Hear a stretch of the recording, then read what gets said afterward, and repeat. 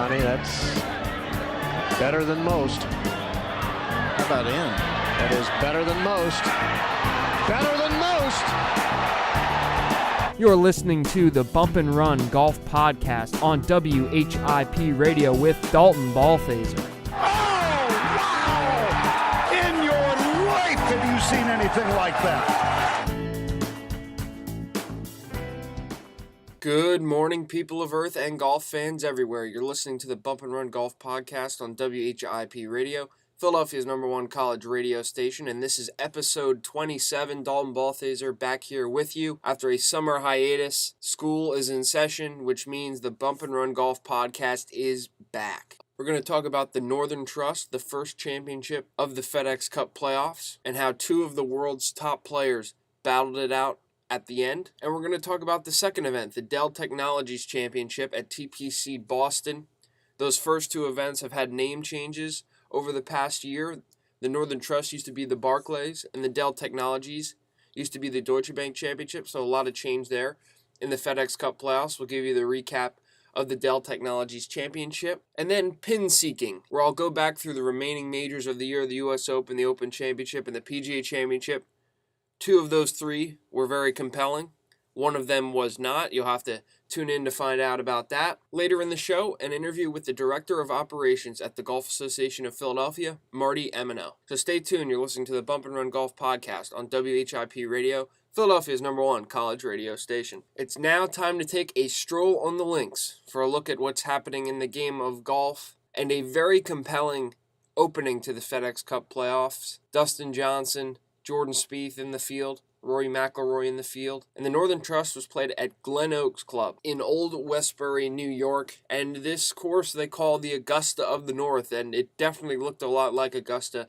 Course was in terrific shape, and the bunkering looked a lot like Augusta as well, so it was a really cool layout. And immediately, Russell Henley took control with an opening round of 6 under par 64, and Dustin Johnson was right behind him with a 65, and he's already won 3 events this year, the Genesis Open at Riviera, the WGC Mexico Championship, and the WGC Match Play, which he won all consecutively early on in the season when he was getting really hot and led into the Masters. But before he injured his back, falling down some stairs, DJ was the hottest player on tour, arguably at the time. Justin Thomas had 3 wins before DJ got his first win. But still, red hot DJ. Really been hitting the driver well. His wedges have been improved a lot. And in round 2, Jordan Spieth made a significant charge with a round of 65, and he would back that up in round 3 with a round of 64 to take a 3-shot lead. DJ would shoot 67 in round 3, and Jordan Spieth is perfect, except in one scenario when holding a 54-hole lead, and that was at the 2016 Masters when he made that quadruple bogey 7 at the par 3 12th there at Augusta National. And DJ finished with a really good birdie on 18 to get within 3 shots of the lead at 9 under par. Jordan Spieth was in at 12 under par. So Spieth, DJ in the final group. You expect it to be a great battle, although Spieth was up 3 shots and you expect him to close out that lead. But early on, DJ struggled with the putter, and Jordan Spieth took advantage by birdieing 2 of his first 5 holes. And DJ just struggled to get the ball into the hole early, and he was making a lot of pars, but wasn't really gaining any ground on Spieth. But a big turning point came on number 6, a par 3 of about 180 yards down the hill. Very similar to Augusta's 12th hole with water in the front and kind of like a little bit of a shoe-sized green. Maybe a little larger, but just like Jordan Spieth did in 2016, he dumped it in the water and ended up making a double bogey 5. And all of a sudden, his 5-shot lead that he created with those 2 birdies went back to 3. And throughout the round, they'd trade blows back and forth, birdie, bogey, birdie, birdie. And DJ would eventually tie Jordan Spieth. And after a really grueling back 9, where they're grinding out pars because they're playing for the tournament. It's just them two. They're dueling out there. And they get to the 18th. Spieth has a putt for birdie, but DJ's struggling to make par. He's got about an 18-footer for par, and he knows he's got to make it because Spieth already lagged his up close for par. So he had to make this 18-footer, and it's not an easy putt. It's a downhill left-to-right putt, which on greens that fast, you barely have to hit it to get it there, and DJ hit it, and it just kept trickling and trickling and trickling. And it just caught the right edge of the cup and went in, and DJ let out a big fist pump as he should. And that was a huge putt for DJ, because DJ, his putting in some senses can hold him back. But that was a huge putt for him to get into a playoff with Spieth. And in the playoff, they went back to the 18th hole, and that's where DJ used his advantage. The hole is a sharp dogleg left hole that goes around some water, and if you have the power to cut the corner on the water and hit it 310 carry off the tee, you have a huge advantage. And as DJ can hit it that long off the tee, he took driver and ripped it right over the water, hit it 341 yards, and he just had a little flip wedge left on a 440-plus yard par 4. And Spieth took a line much farther right of that, hit a good ball right down the middle of the fairway, but he's hitting a mid-iron into the green where DJ was just hitting a flip wedge. And DJ would just flip his wedge to about 4 feet, hit a really great wedge shot, and he'd tap that in to become the winner of the Northern Trust, the first event of the FedEx Cup playoffs, to take the lead in the FedEx Cup standings. And this is DJ's 4th win of the year. He continues to play well. But there was a lot of controversy, though, about that 18th hole. A lot of guys on Twitter, a lot of golfers on Twitter, Kevin Kisner, among others, were talking a lot about that hole and how it wasn't fair to be finished on that hole, because DJ has the length of maybe like 2 players in the field that could cut the corner on that hole and on that shot to have a huge advantage. And they thought another hole would be more suiting to crown a champion, but that's how the rotation went, and DJ took advantage and claimed his 4th victory on the PGA Tour this season, continuing his dominance and trying to make a run for Player of the Year. But I think that's going to be kind of tough for him to win Player of the Year, and I'll explain why in a little bit. But DJ's play continues to go well, and if he keeps it up, he may have a very nice chance at Eastlake to win the FedEx Cup this season. This week, the PGA Tour headed up north to TPC Boston for the Dell Technologies Championship. Rory McIlroy, defending champion, looking to win in back-to-back years after struggling this summer for sure. And this is a big moving event in the FedEx Cup playoffs. The top 70 get into the BMW Championship, and then following the BMW Championship, the top 30 in the FedEx Cup standings get into the season-ending Tour Championship at Eastlake in Atlanta, Georgia. And right off the bat, Dustin Johnson picked up where he left off at the Northern Trust by opening up with a 66 at TPC Boston to hold the lead after winning the week prior, and his form was really good coming into the week, and he showed that definitely in round 1. Australian Mark Leishman, who won the Arnold Palmer Invitational at Bay Hill earlier on in the season, still looking for his really big victory on the PGA Tour. He did finish as a tied for 2nd at the Open Championship, ultimately won by Zach Johnson at St. Andrews. But he's a very consistent player and a very good ball striker, and he opened up with 67. And 2 Spaniards in Jon Rahm and Sergio Garcia opened up with 4 under par 67s as well, vaulting them in contention. Jon Rahm winning the Farmers Insurance Open at Torrey Pines, and Sergio Garcia taking home the Masters in April in a playoff victory over Justin Rose. Throughout the next 2 rounds, Jordan Spieth, Paul Casey really making moves. They both shot 65s in round 2. Spieth with a 66 and Casey with a 67 in round 3. To really vault up the leaderboard and put themselves in contention. Jon Rahm as well with a 66 in round 2, vaulting him to the top of the leaderboard. And the 3rd round was another spectacular round for Justin Thomas. Shot a 63 in Saturday's round. That's his 8th career 63 or better. Already more than guys like Jack Nicklaus had throughout their careers. Jack was always focused about getting the job done and claiming the trophy, and he was just trying to make as many pars as he could to wear down his opponents. But JT has the firepower to melt people on the leaderboard, and he did that on Saturday with a scintillating 63, and that would get him in the final pairing with Mark Leishman, who carded a 3rd round of 65, putting them in the final pairing. And then Jordan Spieth and Paul Casey in that penultimate pairing. Early on in the final round, guys were going nuts. Jordan Spieth echoed a run similar to his run at Royal Birkdale. Those 4 holes, 14, 15, 16, 17, with his birdie, eagle, birdie, birdie.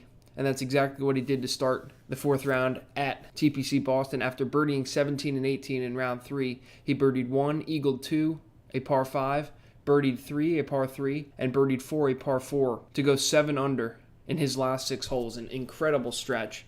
And he'd birdie 7 to go out in 30. Mark Leishman would also go out in 6 under par 30. He birdied 1, 2, 4, 5, 7, and 9.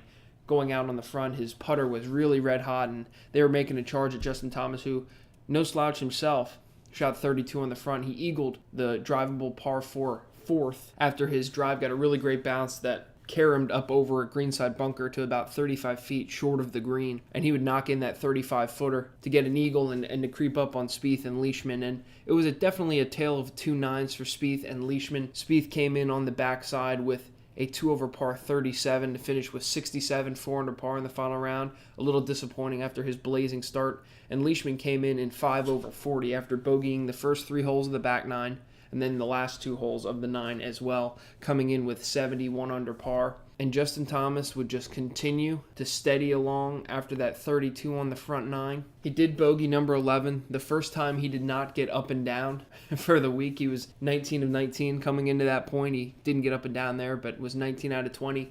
Then birdied 13 and birdied 15 to get himself 1 under on the back 9, shoot 66 to claim his 5th PGA Tour victory this year. And I think it's very hard to find someone that is as deserving as Justin Thomas for the Player of the Year. Obviously, Jordan Spieth is up there, but I just think it's tremendous what Justin Thomas has done this year, especially his final rounds in those 5 wins. We'll start off with the CIMB Classic, close with a final round of 64. The Tournament of Champions, which is now the Century Tournament of Champions, he finished with a 69. The Sony Open in Hawaii, which he opened with a 59, he finished with 65. PGA Championship, he finished with 68. And the Dell Technologies Championship, he finished with 66. So he has been definitely playing really great golf, and he's a great closer as well, and that's something you definitely want to be able to do on the PGA Tour, because we see a lot of guys having leads that aren't able to finish. But in Justin Thomas, you see a guy that has tremendous length off the tee, is a tremendous iron player, and his scrambling this week was spectacular. His putter was very good. Sometimes he does struggle with the flat stick on occasion, but he definitely dominated tee to green, and he was dominating with his approaches as well. And this was the last event to secure spots for the President's Cup. It always is for the Ryder Cup and the President's Cup as well. And the United States team is stacked. You have Justin Thomas, Jordan Spieth, Dustin Johnson, Brooks Koepka, Daniel Berger, Ricky Fowler, Kevin Kisner, Matt Kuchar, Patrick Reed, and Kevin Chappell, who gets in by under 1 point in the President's Cup standings. There was a lot of movement around in that last round at TPC Boston, but this President's Cup team is loaded for the United States, and there's no reason they shouldn't go out and continue the success that they've had against the international squad, who does field a pretty decent squad as well. Hideki Matsuyama, Leishman, Jason Day, Brandon Grace, Adam Scott, Johnny Vegas, Louis Oosthuizen, Siwoo Kim, Charles Schwartzel, and Adam Hadwin. So that's definitely going to be a really good Ryder Cup up at Liberty National. We're going to see if the internationals can get that first victory in the President's Cup. But getting back to Justin Thomas, a spectacular season he's had so far, and he's put himself in a good position to try to win the FedEx Cup. As long as he's in that top 5 heading into East Lake, as long as he wins the Tour Championship, he'll win the FedEx Cup as well, and he's had a tremendous season. He's finally broken through in the major championship realm, and it's hard to argue a guy that can go low any day of the week and has such tremendous length and such a tremendous iron game. He's definitely a guy that could become a superstar on the PGA Tour.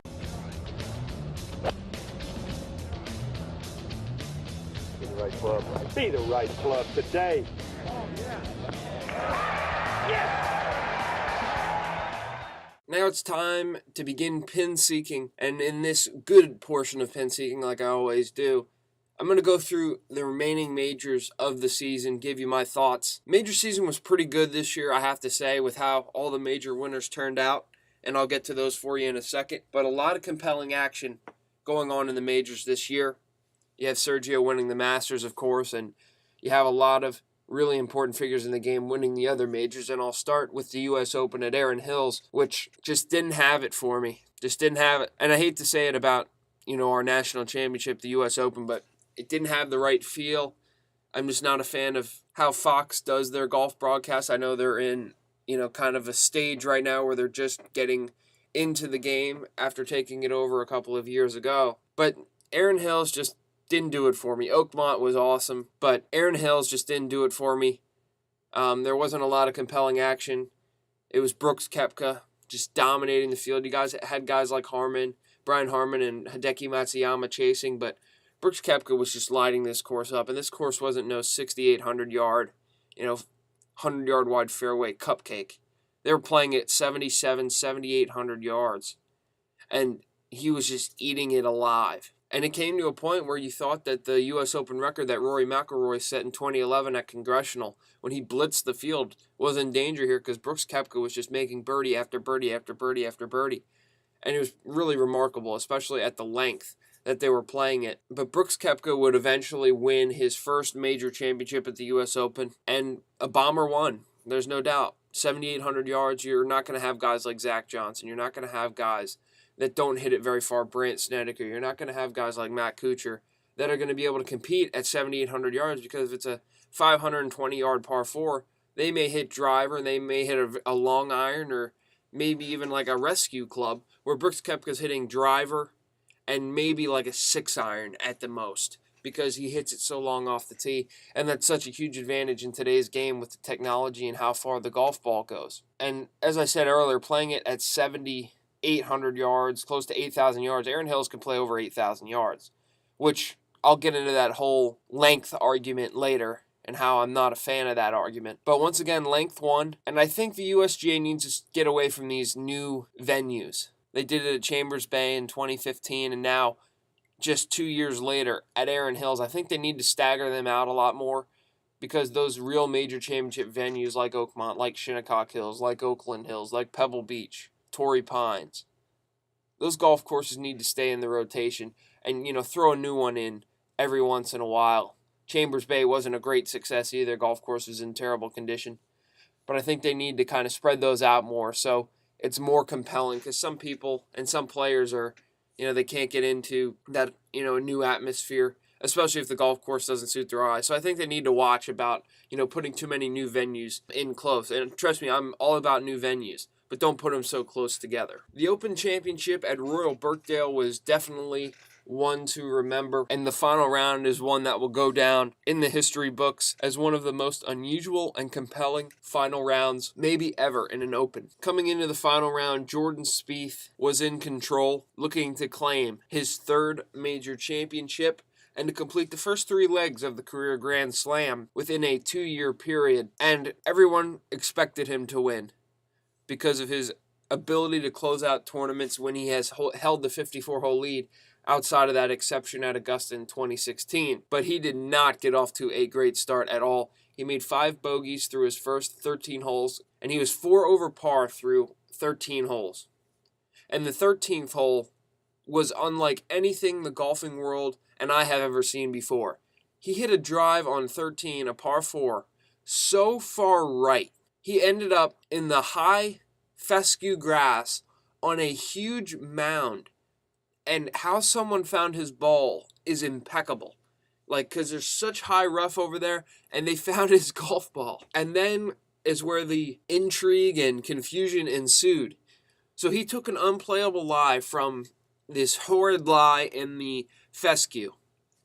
And he can go back as far as he wants on the line. And they're looking around, and all of a sudden, he's walking over to the driving range and the practice facility. He's walking through all the trailers, and we're like, what is he doing? And even my mom said to me, she goes, what is he doing?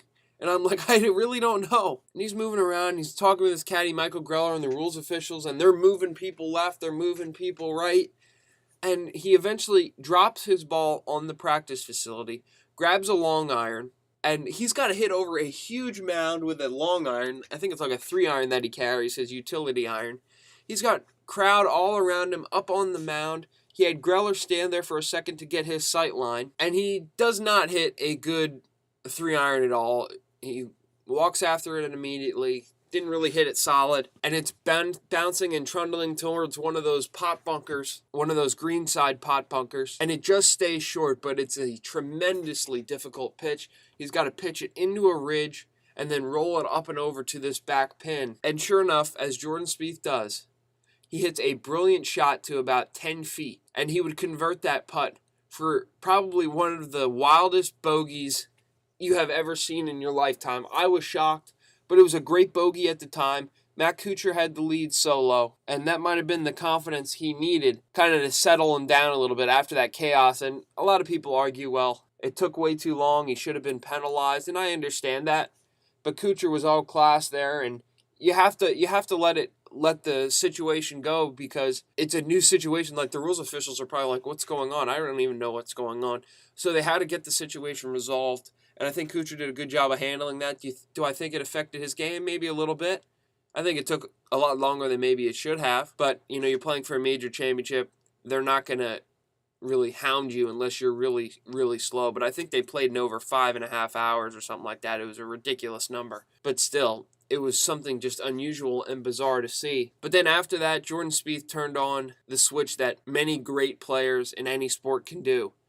And he birdied the next hole, par 3, he almost aced it. Then on the 15th hole, he makes eagle from about 50 feet. And the funny thing about it is him and his caddy, Michael Greller, are going over the read, and he's like, just lag this up close, and he says to him, I'm going to make this. And he gets up, and no doubt, from 50 feet, jars it right in the center of the hole, fist pumps, and he points at Michael Greller with great tour sauce, as no laying up and those guys would talk about. Points at his caddy, Michael Greller, and says, and screams basically, go get that. And that was incredible. Go get that. And from then on, Twitter just went nuts after he did that. And he told Greller to go get his ball out of the hole, and I was laughing. It was so funny. But that wasn't the end for Jordan Spieth. He'd birdie the 16th, birdie the 17th, to play the last 4 holes in 5 under par, an incredible stretch. And he'd come up to 18 with a sure lead that he was going to finish this out after he hit a good drive, and he hit a solid one down the middle. And he would finish up, make par on 18, to claim his 3rd major championship victory at Royal Birkdale, without any flair of the dramatic on that 13th hole, which was just something ungodly that you would never see in golf. Like, if you hit one that far right, he hit it at least 100 yards right of the fairway there. And he put his hands over his head like he was in shock. I've done that many times playing golf. But he hit it so far right, it was just impeccable and incredible where he had to end up dropping. But a 3rd major championship for Jordan Spieth, and had a chance for the career Grand Slam this year at Quail Hollow. I'll get to that in a second. But Jordan Spieth continues to play well and dominate the world of golf. He's the guy right now. He's catching up to Rory McIlroy, who has really struggled of late. Hasn't won a major since the PGA Championship at Valhalla. So he's been struggling. He's been hurt a lot. So Jordan Spieth is kind of taking over right now. DJ only has 1 major, but still he's a guy you got to look at week in and week out to compete. But Spieth, 3 major championships. Just a guy right now that's getting it done in all aspects, and he continues to get it done. In addition to the Open Championship, Jordan Spieth won the Pebble Beach Pro-Am early on in the season. He dominated that tournament. And he won the Travelers Championship with an emphatic hole-out bunker shot in a playoff against Daniel Berger. But Spieth, well on his way to another solid season, and he's gonna have a really good chance to complete the PGA. I think it suits his game, where he says it doesn't, but I think he can go low for sure. He was in contention. Lastly, PGA Championship at Quail Hollow. Obviously, the obvious favorite there was Rory McIlroy, because he's had so much success at Quail Hollow in the past. He's played really well. Ricky Fowler, another guy. But early on, Kevin Kisner dominating through the first 2 rounds. Really played well, and he would be in contention with Chris Stroud on Sunday. They were both in contention, but I don't think it was anyone's expectation that either of them were going to win. I was looking at the group in front of them, which was Hideki Matsuyama and Justin Thomas. I thought that was the group that the winner would come out of, and as it would show, that's what would happen. But Kisner played really well, struck his driver well, his irons well. He's putting really well, gaining so many strokes on the field. But Quail Hollow was playing really long, and that length eventually caught up to Kisner, and he kind of faded away from the pack in the final round. But JT, Justin Thomas, was definitely making a move in this final round. He chipped in for birdie and was rolling the ball really well, making a lot of putts, making that move up the leaderboard. And he was 3 under through 16 holes, definitely making a charge. And on the 17th hole, the second hole of the Green Mile, as they call it, similar to Amen Corner at Augusta National, but the Green Mile at Quail Hollow takes up 16, 17, and 18. 17's a long par 3, water left, water short, water deep, bunker in front. Played 223 yards in the final round. Any guess of Justin Thomas's club that he hit on that hole? 7-iron. 7-iron from 223 yards. Yes, you can say he was amped up. 223 yards, 7-iron. Geez, that's unbelievable. I don't even know if I could get a 4-iron that far. But JT would hit it to about 15 feet below the hole, curl in a great birdie on 17, and he put himself in a great position to claim his first major championship with his oodles and oodles of talent, and to put a cap on his great season so far that already included 3 wins prior coming into the PGA Championship at the Sony Open, the CIMB Classic, and the Tournament of Champions at Kapalua. On the 18th, though, JT got into some trouble. Jason Day on Saturday was in contention. He was playing really well. Hit a drive way right, basically right next to a tree. And trees line the whole right side of the 18th hole.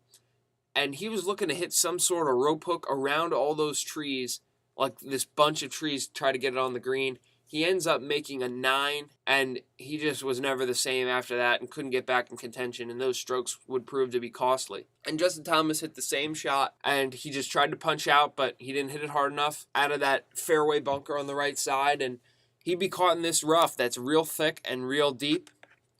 And he hacked the wedge to the back of the green and 2-putted for 5. And it was a great 5, considering the circumstances. He could have made any number there, but he made only a bogey. And he would claim the PGA Championship at Quail Hollow for his first major championship. And Justin Thomas is one of the most talented guys on the tour right now. Young guys, outside of the elite guys like Spieth, Dustin Johnson, Matsuyama. But Justin Thomas hits the ball a long way. And when his putter comes around, he is a very solid player, and he proved it at Quail Hollow. He's got 4 wins this season. Right now, he's my player of the year, and I don't think it's close. He's got 4 wins, 3 of them early on in the season. I can understand Spieth being in that conversation, but right now I think it's Justin Thomas for the player of the year for sure. And it was a great major championship season. Sergio, Brooks Koepka, Jordan Spieth, Justin Thomas winning. You can't ask for much more than that as a golf fan. Masters had a playoff and came down to the wire. U.S. Open wasn't as close, but it was major championship golf. Open Championship was very thrilling with Spieth and Kuchar, and the PGA had some great flair with Justin Thomas.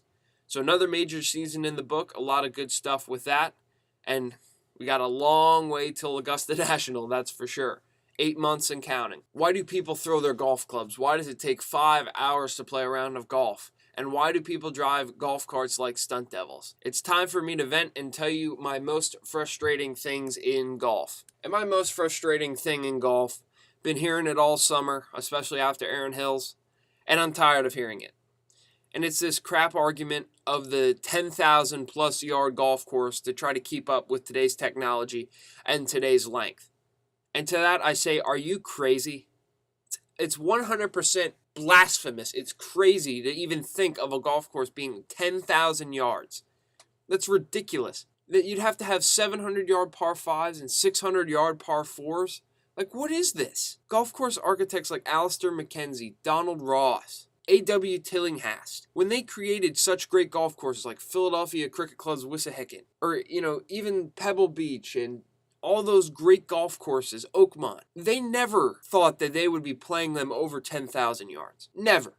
And I'm tired of hearing the argument Alan Shipnuck of Golf.com has been saying about this 10,000-yard golf course that's eventually going to happen, and it needs to happen, and I disagree. And I disagree wholeheartedly. And my reasoning is this. Erin Hills, the winner shot 16 under par at 7,900 yards, whatever it played at total. The next week, the Travelers Championship won by Jordan Spieth was won at 12 under par, and it played at around 7,000 yards or even a little bit under. And the argument that people say, well, it was just the week, the weather, the course, blah, blah, blah. I don't buy that. And this is how I see golf. All those old school golf courses, if you make these golf courses 8 to 10,000 yards, you eliminate great golf courses like Pebble Beach. You're going to eliminate Augusta National because that golf course can't play that long. They'd have to buy all of Augusta Country Club and extend holes to ridiculous lengths. Oakmont, you're not going to get to 10,000 yards. A lot of golf courses aren't going to get to 10,000 yards. Yeah, you can use Erin Hills for every one of your tournaments because it can stretch to 8,000, 9,000 yards. But I just don't think that's the way golf was made.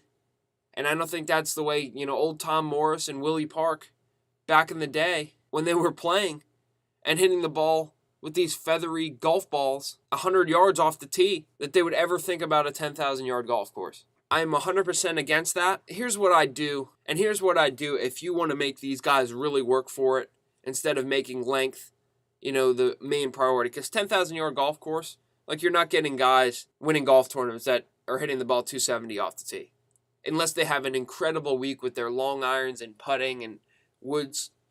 No way. This is how I think you got to keep the game going and be able to play these golf courses, but without making them ridiculously long at 10,000 yards. You got to punish with rough. The old U.S. Opens, the ones of Jack Nicklaus, Gary Player, Lee Trevino. If you missed the fairway, you were either chopping out into the fairway to lay up. Or if you got really lucky, you could take a swing at the green. And I think that's how it's got to be on tour. You miss the fairway, you are in 4-inch, 5-inch, deep, thick rough. And some people may say, well, that's going to slow up play more. Okay, but it's going to challenge it. It's going to challenge them more. And I don't think it slows up play that much. But you got to punish them for missing the fairway. Because some guys, like at Augusta National, the rough isn't thick, and guys are just bombing it into the rough so they can have a foot wedge in and get it to check a little bit and release. You have to punish with rough, and fast and firm greens is the next thing. You got to have fast and firm greens because coming out of that rough, you hit it on the green, it goes off the back of the green into more thick rough that you got to chip out of. And controlling distance out of thick rough when you have a 30-yard pitch is extremely difficult, and those guys should be challenged. I understand this may sound a little extreme and grueling for every tour event, but I don't think 10,000-yard golf courses should happen. That's not how the game was envisioned. That's not why the game was created. It was created to test golfers, force them to shape shots, and force them to be precise. And lastly, I think the biggest problem with all of the equipment and everything that's causing this 10,000-yard argument to come about is the golf ball. I think if you dial back the golf ball in whatever way possible and get it that it can only carry 300 yards or go 300 yards at the maximum, then it becomes a lot harder. Because 520-yard par fours, if DJ's only hitting it 300 yards off the tee, he's got to hit a 220 club or a 200 club or a 240 club, depending on wind, depending on slope. And that's more challenging than ripping a 3-wood or a driver 350 plus and having, like an 8-iron into a 520-yard par 4. And I understand people like to see the long ball, and it's really made a huge impact on the game because a lot of the guys nowadays can rip it a long ways. But dial back the ball, lengthen the rough, and get those firm and fast greens to really challenge these guys on tour. And every year, Harbor Town for the RBC Heritage, always one of the tougher venues on tour because it's very tight and there's not a lot of room for error. And I think that's what the PGA Tour needs to consider to do in these tournaments to really challenge these top players in the world. Next up, my interview with the Director of Operations at the Golf Association of Philadelphia, Marty Emeno. Now joining me on the hotline is the Director of Operations for the Golf Association of Philadelphia, and that is Marty Emeno. Marty, thanks for joining me, and how are you? Great. Thanks for having me on here, Dalton. So first of all, Marty, you're the Director of Operations at the Golf Association of Philadelphia. Kind of describe for the listeners what that job entails. Yeah, it's a little bit operations and really communications. So I kind of have two roles here. One, as the communications person, we're responsible for everything from website to social media feeds, as well as the Gap magazine, which is a quarterly product that is distributed to members in member clubs. And then in my operations capacity, differs from in the office to on-site, but primarily on-site if there's any type of emergencies or situations that come up unexpected. I kind of help resolve those issues associated with those situations. And you've been around the Gap for a long time, 17 years now. I guess what would you say is like the biggest change in how you do things over those past 17 years? What do you think's changed the most within the association? Great question. There's been a lot, I think, that you could kind of point to that changed. So when I came on board in April of 2001, at that point, Mark Peterson, the executive director, and Kirby Martin, the director of competitions, came on board about a year prior. So it was kind of a new start to the regime. Long-time executive director Jim Sykes, who was with the association for 25 years, had retired. And Mark and Kirby and myself just kind of brought a new energy, in a sense, to the product. We're big on making certain that every tournament, whether it's for the net player or the top-ranked amateur player, that each player has an experience that wants them to come back. So we make everything out, everything's basically a championship to us, and we treat players like that. We treat all their events like that. So when they come to a Golf Association of Philadelphia tournament, they feel wanted, they feel special, and they feel the need to come back, hopefully at some point. And the tournament season, it's a tough grind. You have a lot of tournaments day in and day out. I guess what's the toughest part about your busy season from March to end of August, early September? Yeah, so we start around actually April 1st is our quote unquote opening of the season. The tournament season gets into height about the middle of April with the team matches, and then we run through the end of October, like you said.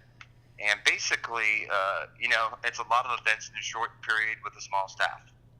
So keeping everybody kind of focused with high energy and motivated is the hardest part. Just like any job, you have your ups and downs. But, it's 72 events that we have in a short window. We try to make everyone feel wanted and special, like I said prior. So the hardest part for us is just keeping the staff energy level up. We have about 12 people on staff. We bring in 5 or 6 interns, depending on the year and the department. So it's quite a small staff to do that type of load of work. We just try to make sure that our energy is focused and that we give players their best experience that they can have. Being with the Gap for a long amount of time, you have a great passion for the Gap and for the game of golf. I guess, what do you enjoy most about your job, Marty? Probably from the communications end, it's dealing with the individuals, getting to talk to people. Obviously, we get them. Most of our interviews at the end of tournaments are the good ones with the guys who won, so they're all smiles and handshakes and hugs. But just getting to know the individuals that I've had. I've been here, like I said, since April of 2001. Kind of helped form and mold the communications department. So building those relationships with individuals across all of our platforms, whether it be an amateur, senior, or juniors. And now it's one of those kind of depressing moments where now the juniors are actually like mid-am and amateur guys, and you're like, wow, I've been here that long. But just knowing the people, meeting the people, the guys that play in our stuff are all great guys. They love the game. They're obviously most of them are pretty skilled at the game, and they're just looking to play it at a level that allows them to still be competitive. And for our net players, it gives them a sense of satisfaction of being able to play a tournament, quote unquote, round of golf. Is there a story that you've written, or maybe a profile that you've done that kind of stands out throughout your 17 years that is as a piece that you really enjoyed? Wow, I don't know if I could pick just one of them. I could tell you the first major tournament that I covered was the Gap Amateur in 2001 at Jericho National. I can remember that. That Brian Gillespie of St. David's Golf Club won, and he was a young kid out of Penn State who actually caddied at St. David's as well, and surprisingly won the Amateur. I've been fortunate enough to cover guys like Michael McDermott, who's a 5-time William Hyman III Player of the Year. Now he's a 3-time amateur champion. He's probably the best player in Gap the last 2 decades. Jeff Osberg, who is one of the better players now, who's been on quite a roll lately. And then on the senior side, covering Chip Lutz the last 8 years has been unbelievable. Chip's won, now 3 British senior amateurs, 2 Canadian senior amateurs, and 1 U.S. senior amateur. He's a 7-time Senior Player of the Year in Gap, soon to be 8-time Senior Player of the Year in Gap. So just the talent that I get to talk to, the individuals that I get to speak with, like I said, they're all, I've never had a confrontational or upsetting conversation with any of them. And you brought up the Amateur, the most prestigious tournament in the history of Gap. There's a lot of history behind that tournament, and you guys wrote a piece for the summer edition of the Gap magazine on the Amazing Amateur. Take me through that process and what it was like to compile the history of arguably one of the longest amateur championships in the country. Yeah, it was a fantastic kind of exercise. Although, I was, to be honest, dreading it probably a little bit. Really not sure how you can jam 121 years with 117 tournament years into a 3,000-word story. But Tony Regina, the assistant director of communications, and myself tried, and we did quite a bit of research. We headed down to Temple. Temple has all, as you all know, Dalton, Temple has all the Inquirer kind of archives in the Philadelphia Bulletin archives. So we did a fair amount of research down there. Read Jim Finnegan's book again, a Centennial Tribute to Golf in Philadelphia that was written for the Centennial back a few years ago. Talked to a bunch of people who have had some amateur experiences. The youngest amateur champion in Gap history is a gentleman by the name of Link Roden, and he is still alive. He won it at age 18 back in 1949, and he still is a member at Huntington Valley and still plays golf nowadays. So we did our homework. Kind of had a great flow to it. and it's just really amazing. If anybody gets a chance, visit gapgolf.org, and on the right-hand link, you'll see a link to the Gap Magazine homepage. Click on that and check out the amateur story. It's pretty amazing, all the stuff that's happened in the, century plus of the amateur. And this year's major season, you expect guys like you mentioned, Michael McDermott, Jeff Osberg, they've been kind of controlling Gap for the last couple of years, but this year they weren't able to get a major championship victory. They had 3 first-time winners of Gap majors, and Matt Matari got his second major at the Gap Open. I guess what kind of stands out to you about the major championship season this year, Marty? Yeah, I think you hit it on the head. New guys, new individuals stepping up and getting the job done. Ben Feld did so in Mid-Am. Ben Feld's the Drexel University men's golf coach, stepped up despite some rainy conditions there on day 2. Greg Orlando winning it at the amateur at his home club of Philadelphia Cricket Club, which is never an easy thing. Pressure that he finds individuals who are trying to, make sure that they give a good home performance. Matt Matari shooting a course record 8 under 63, the lowest opening round total of a Gap Open champion in its 113 years, which is pretty special. Could have really been even better than that. He made a bogey he probably shouldn't have. Probably should have been 9 under. And then in the Patterson Cup, it's one of those events where you really never know at the end of the year, as it falls on our schedule in August, what's going to happen. But Peter Bradbeer of Marion, who is getting ready to head back to Bucknell, really stepped up and probably hit, probably 2 of the best shots that we've seen this year, and probably 2 of the better shots we've seen in a while. Leaking some oil, as we all know how that goes, Dalton. We both play golf, and that happens occasionally. But really struggling kind of at the first round lead, kind of pushed out at the beginning of the round, or actually gave it back at the beginning round, got it back, and gave it away again. And then on 17 at Wilmington Country Club South, a really fantastic golf course that's quite challenging.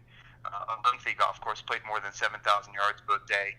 Hit a fantastic shot on the 205-yard par 3, right over the flag to about, probably 20 feet, I guess we'll call it, maybe even a little bit longer than that, and made the putt to really secure his first major victory in the association. And he also won the Silver Cross by winning the Patterson Cup. He kind of propelled him up the Silver Cross leaderboard as well.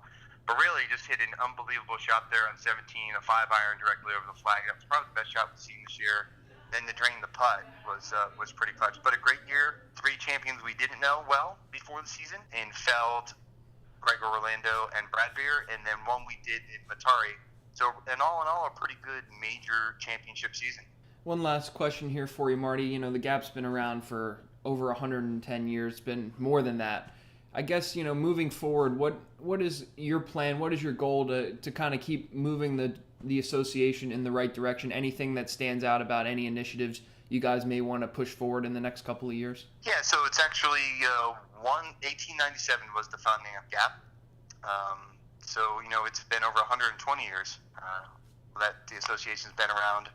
And just to give your listeners, kind of a cool history piece, we are the oldest regional or state association in the country.